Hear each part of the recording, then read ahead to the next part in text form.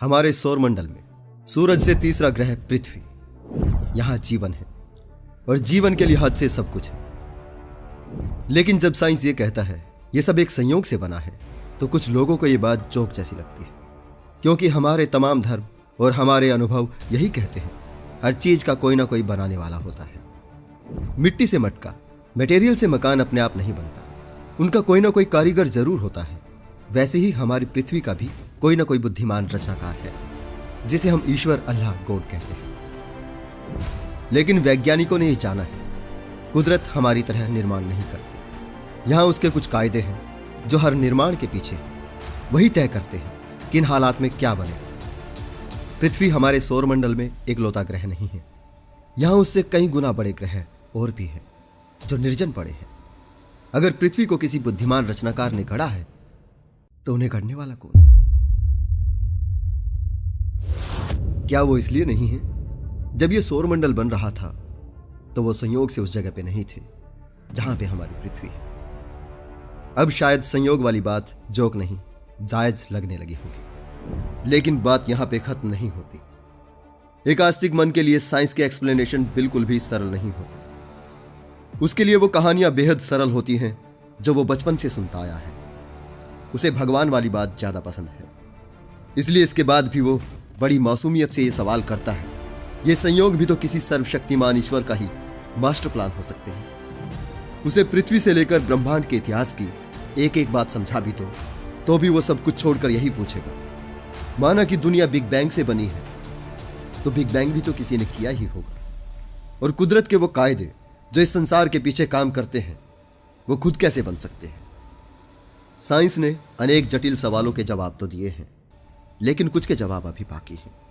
इसलिए जवाब के अभाव में अक्सर ये दावा सुनने को मिलता है, साइंस कुछ नहीं जानती। धर्म, दर्शन, अध्यात्म से ही ईश्वर और सृष्टि के हर सवाल का जवाब मिल सकता है। तो चलिए दोस्तों, क्यों ना आज धर्म, दर्शन, अध्यात्म के इन दावों की पड़ताल की जाए। क्या वाकई में इनके आधार पर सृष्टि और ईश्वर को समझा जा सकता है? तो बने रहें एक बार फिर से मेरे साथ इस वीडियो के अंत तक।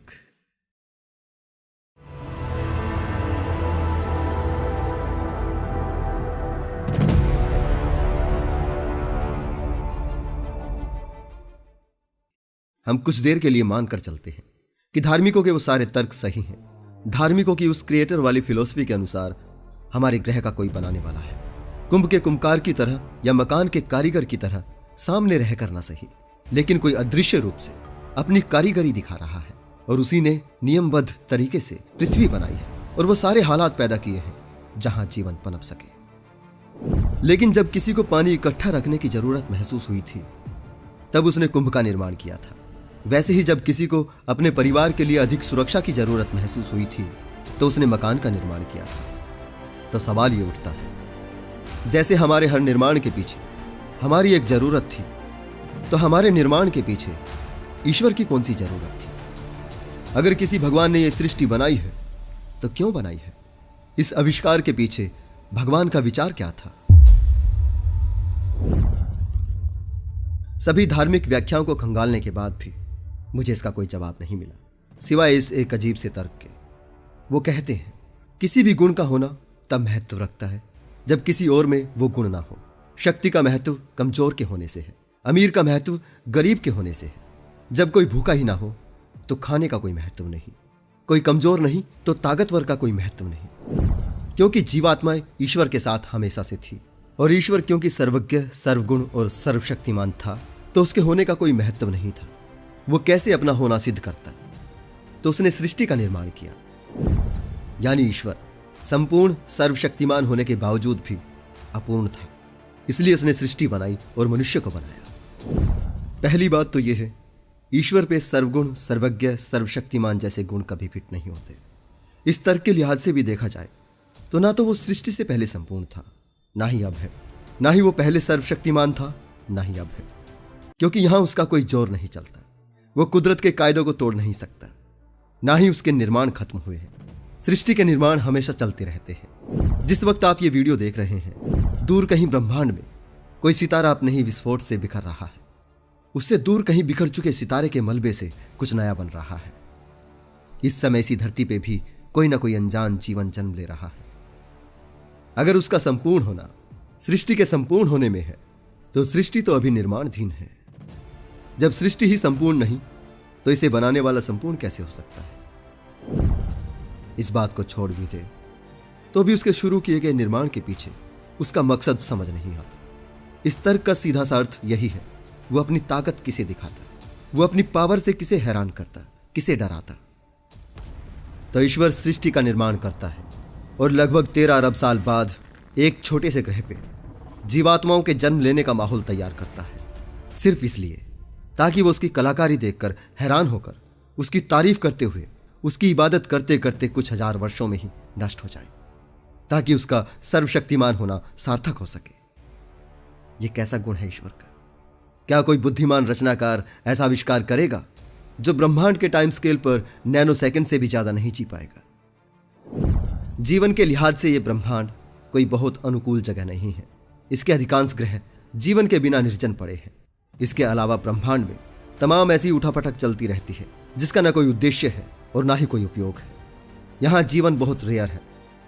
जीवन के लिहाज से देखें तो ब्रह्मांड एक ऐसी फैक्ट्री जैसा है जिसमें खरबों साल के समय और billion of billion ton waste के बाद केवल कुछ ग्राम मटेरियल तैयार होता है।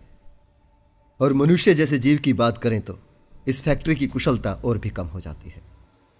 क्या कोई ऐसा कारीगर सर्वगुण संपन्न और बुद्धिमान हो सकता है जिसके निर्माण में वेस्ट इतना है कि हिसाब किताब के ही बाहर है? मुझे लोग बहुत ही जोर देकर कहते हैं साइंस के हिसाब से ईश्वर को समझा नहीं जा सकता। धर्म, दर्शन, अध्यात्म से ईश्वर को जाना और समझा जा सकता है। लेकिन अब एक बात समझ में आ गई है, अगर हम ईश्वर पे भी विचार कर रहे हैं तो आगे बढ़ने से पहले सभी तरह के धार्मिक कंसेप्ट अध्यात्म वगैरह से अलग होना होगा। क्योंकि धार्मिक तो जब भी पृथ्वी की जटिलताओं को लेकर कुंभ या मकान का तर्क देते हैं तो वे मौजूदा मकान की बात किया करते हैं। वैसे ही जब वो जटिल जीवन की बात किया करते हैं तो मौजूदा इंसान की बात किया करते हैं।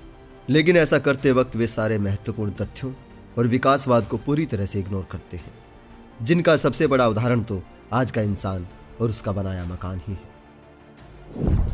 धरती का इतिहास हमें बताता है आज से करोड़ों साल पहले धरती ऐसी नहीं थी जैसी आज है। और मानव जाति का इतिहास बताता है कई लाखों वर्षों तक हमारे पूर्वज भोजन की तलाश में दूसरे जीवों की तरह ही भटकते थे। तब उनके पास ना कोई पक्का ठिकाना था, ना ही सर पे छत। वो लाखों वर्षों तक जंगली जानवरों की तरह ही जंगलों में भटकते रहे। उसके बाद उन्होंने पथरीली और अंधेरी गुफाओं में शरण ली थी। हालांकि आग की खोज 15 लाख साल पहले हो चुकी थी, लेकिन उसे नियंत्रित करना उन्होंने कुछ हजार साल पहले ही सीखा था। 10,000 साल पहले उन्होंने खेती करना सीखा था। लगभग 3,000 साल पहले ग्रीक सभ्यताओं ने दर्शन और ब्रह्मांड के रहस्यों का चिंतन शुरू किया था और तब उनका रहन सहन भी बदल चुका था। लगभग 500 साल पहले उन्होंने आधुनिक विज्ञान की दुनिया में कदम रखा और 18वीं शताब्दी आते आते भाप इंजन के आविष्कार के साथ ही उन्होंने आधुनिक युग को रफ्तार दी थी। और तब से अब तक उन्होंने जो रफ्तार पकड़ी है, यह प्रजाति चांद को पार करते हुए मंगल की सतह पर जा पहुंची है। लेकिन यहां तक आते आते उनकी जरूरतें, उनका रहन सहन और खान पान बिल्कुल बदल चुका है। मानव जाति का इतिहास उसके विकासवाद की गवाही देता है और जब आप विकासवाद को समझ जाते हैं तो उस तर्क का भी सटीक जवाब मिल जाता है। आज के आधुनिक मानव का मकान बेशक आधुनिक कारीगर ने बनाया हो, लेकिन आदिम काल के हमारे पूर्वजों ने जिस मकान में शरण ली थी वो स्वतः ही बना था। आज का मकान तो हमारे विकास के साथ जरूरतें बढ़ने का नतीजा है। लेकिन बड़ा सवाल मकान का नहीं था। आज का बड़ा सवाल तो यह था, कथित परमपिता सर्वज्ञ सर्वशक्तिमान ईश्वर ने अपनी प्यारी संतान को बिना मकान के लावारिस क्यों छोड़ दिया था उस निर्दयी माहौल में मरने और कुदरत से लड़ने के लिए? क्या इसलिए कि हम अपने पैरों पे खड़े हो सके, खुद से जीना सीखे? इसलिए उसने बस हालात पैदा किए, बाकी सब हमें खुद ही करना था। जब सब हमें ही करना था तो ईश्वर की क्या भूमिका है? क्या आप अपनी प्यारी संतानों को जंगली जानवरों के बीच छोड़कर परमपिता कहलवाएंगे? और हमारे उन भाइयों का क्या जो शायद हमसे भी ज्यादा लगभग 30 लाख साल तक जानवरों की तरह भटकते भटकते मिट गए? क्या सर्वज्ञ ईश्वर नहीं जानता था वो 30 लाख साल तक इस धरती पे भटकने के बाद भी उसके इम्तिहान में फेल हो जाएंगे? अगर फिर भी उसने ये सब किया है तो इस सब के पीछे उसका मकसद क्या है? क्या सिर्फ एक तमाशबीन बनकर सब कुछ देखते रहने का? ये कौन सा गुण है सर्वगुण का? अभी कुछ लोग कहेंगे ईश्वर तो निर्गुण निराकार है। मैं कहता हूं ऐसे कहने का क्या आधार है? और किस काम का है ऐसा ईश्वर जिसमें कोई गुण ही नहीं? धार्मिकों वाली ईश्वर की सभी व्याख्याएं किसी काम की नहीं। वो फैक्ट पे, तर्क पे कहीं नहीं टिक सकती। धार्मिकों की ईश्वरीय अवधारणाएं वो तो हर सवाल के साथ बदलती हैं। वे किस जगह कौन सी अवधारणा प्रस्तुत करेंगे वो इस बात पे निर्भर करता है वे किस सवाल पर हैं और किससे मुखातिब हैं। यदि वे किसी नास्तिक या विज्ञानवादी से सृष्टि के अंतिम कारण पर बात कर रहे हैं तो उनका ईश्वर हमेशा ब्रह्मांड को जन्म देने वाला एक अंतिम कारण या नियोजित करने वाली एक अदृश्य शक्ति जैसा होता है, जिसे प्रत्यक्ष रूप से किसी भी तरह जाना नहीं जा सकता। अगर वे सृष्टि क्यों बनाई इस पर जवाब दे रहे हैं तो उनका ईश्वर मनुष्य से भी गए गुजरे गुणों से भरपूर होता है। अगर वे कैसा है ईश्वर यानी उसके स्वभाव पर बात कर रहे हैं तो फिर वही ईश्वर निर्गुण और निराकार हो जाता है। लेकिन जब वे अपने लोगों के बीच ईश्वर की बात करते हैं तो फिर ईश्वर के सारे गुण बदल जाते हैं। फिर वही ईश्वर एक मानवीय तानाशाह का रूप धर लेता है, जिसकी पसंदगी और नापसंदगी की एक पूरी लिस्ट होती है। तब उनका ईश्वर यज्ञ हवन आहुति से खुश होता है, लोगों के एक एक कर्म का लेखा जोखा रखता है और उसी के अनुसार उन्हें दंड और पुरस्कार देता है। तब वो प्रार्थनाओं, पूजा और कर्मकांडों पर भी प्रतिक्रिया देता है। वो अपने भक्तों को रास्ता दिखाने के लिए समय समय पर अवतार लेता है और पैगंबर भेजता है। वो अलग अलग भाषाओं में, जो केवल कुछ लोगों के समूह की ही भाषा होती है, उन भाषाओं में किताबें भी भेजता है या फिर कुछ चुनिंदा लोगों को अपना दिव्य ज्ञान और दर्शन देता है। कभी वो उसे चित्रकार कहते हैं, कभी वो उसे बुद्धिमान कारीगर, कभी वो बस एक तत्व है, कभी उसे वो ऊर्जा कहते हैं। और ऐसा कहते वक्त वो बिल्कुल ही भूल जाते हैं, ऊर्जा कहो या तत्व, इसके पास ना तो मस्तिष्क होता है, ना ही इच्छाएं होती हैं और ना ही कोई मकसद होता है। और बेमकसद ईश्वर भला कैसा हो सकता है, या फिर कैसे हो सकता है? आज के लिए इतना ही दोस्तों, जल्दी ही मिलते हैं अगले एपिसोड में। वीडियो के अंत तक बने रहने के लिए आपका बहुत बहुत धन्यवाद।